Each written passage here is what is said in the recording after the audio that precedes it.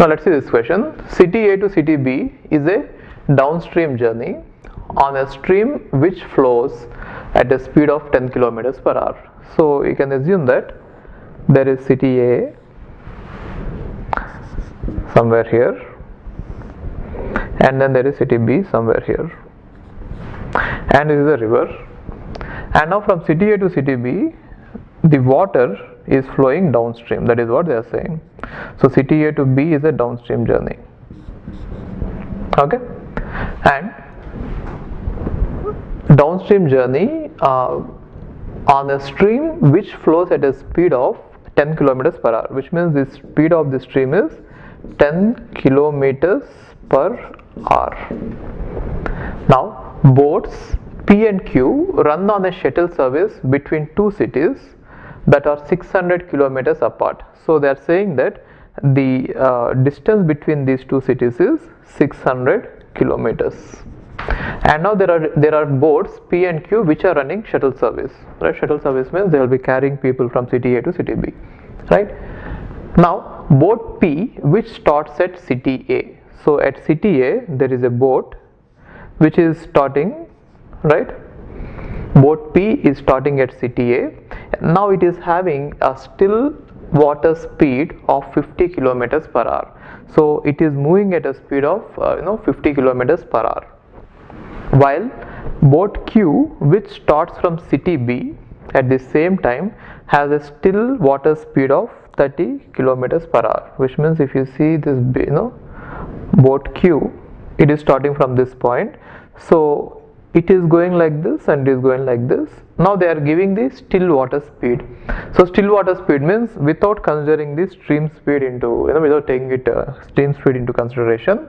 If you are talking about only the boats, they are saying that now boat P is moving at a speed of 50 kilometers per hour, 50 kilometers per hour, and boat Q is moving at a speed of 30 kilometers per hour. Right? But then if you observe it, even though they are still water speeds, since Q is moving up the stream, its velocity is going to be reduced by 10 kilometers, and since P is moving down the stream, its velocity is going to be increased by 50 kilometers, 10 kilometers, right? Now they are asking, when will the boats meet for the first time? So in this one, when are they going to meet for the first time? So they are going to meet for the first time, let's say at some point, right, only when P is going to cover all this distance and Q is going to cover all this distance. So totally they are supposed to cover a distance of 600 kilometers, and since they are moving in opposite direction, we can use the relative speed concept where the speed of this boat plus the speed of this boat are going to be added. Right? Now let's see what will be the speed of P while it is moving down the stream. Right? So speed of P, since it is moving down the stream, is equal to its still water speed, which is 50, plus the speed of the stream, which is 10, which means it is moving at a speed of 60 kilometers per hour. Now what is the speed of the boat Q since it is moving upstream? So it is going to be 50 minus 10, which means 40 kilometers per hour. Now these two boats are moving in the opposite direction, right? So I think it is 30 minus 10, which is 20 kilometers per hour. Now since both are moving in the opposite direction, you can assume the concept, you can apply the concept of relative speed there. Now the relative speed between them is going to be a sum of these two. So using a relative speed of 80 kilometers per hour, we are supposed to cover a distance of 600 kilometers. If we do that, then these two boats are going to meet for the first time. Therefore, the time at which after which they are going to meet for the first time is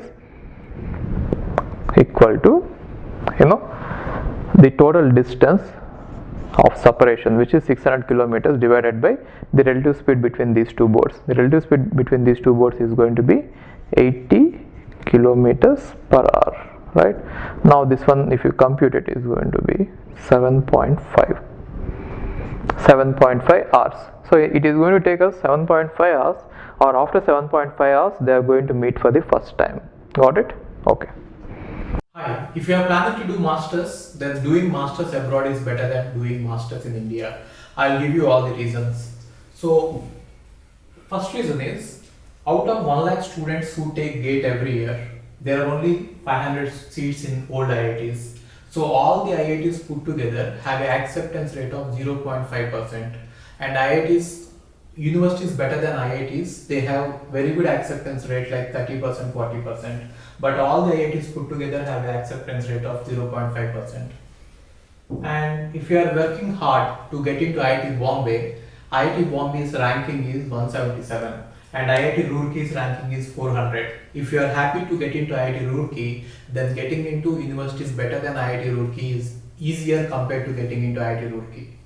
And looking at the salaries for computer science, for software jobs, if you have done your masters in computer science in US, the salaries are ranging from 80 lakhs per year to 1.2 crore per year.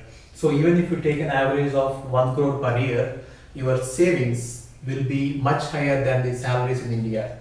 After taxes and your cost of living, you can easily save 40 to 50 lakhs per year. And in India, the maximum jobs that you get is around 30 lakhs. So your savings will be much greater than the salaries in India. And these are all the services that we provide. University shortlisting. So depending on your profile, we will shortlist what are the universities that you have to apply, and statement of purpose building, and then LOR guidance, and GRE and English test assistance, and education loan assistance. So you don't have to have any collateral, which means without any security, now you can get education loan. Getting education loan is very simple these days, and whatever the amount of fee that you have a range of universities. You can apply for 10 lakh universities, 20 lakh universities, or 50 lakh universities. But whatever it is, you are going to get complete education loan, and you can pay off your education loan in 1 year after you get a job. And then we do visa assistance, mock visa interviews, and then connecting with the university alumni. So now you might ask why we should join Game of Visas. So the answer is, we have 90% success rate, 99% success rate. And these are all the destinations that we guide the students to. So we guide students to any country that you want to go. So now it is not just USA. We guide to UK, Germany, Australia, Canada. So we guide students to all the countries. We work with all the destinations. And if you are interested in going abroad, you have to just drop us a message on this WhatsApp number 9494 555 454. Okay, thank you.